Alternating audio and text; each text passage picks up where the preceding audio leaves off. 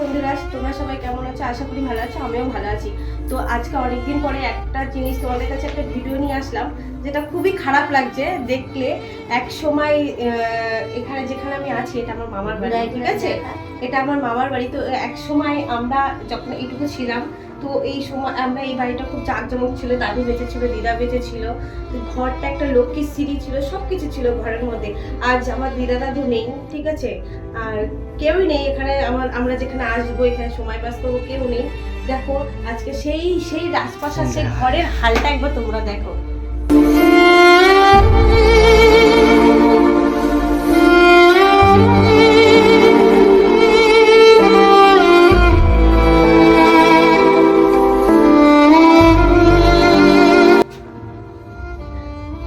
দেখেছো আজকে সেই ঘরের অবস্থা দেখে প্রচন্ড কষ্ট লাগছে, প্রচন্ড দুঃখ লাগছে, মানে এমনকি কান্নাও চলে আসছে যে মানুষ থাকলে কত কিছু। আজকে দাদু দিদাও নেই, আমরা এখানে আসতেও পারি না, মামা মামিও নেই। এখানে একটা আমার ভাই থাকে, ভাইটাও অসুস্থ, মানসিক প্রবলেম আছে। মামার ছেলে, তারা তো তাদের মতো থাকে, ভাইয়ের মতো থাকে, তো এই ঘরটাতেই থাকে।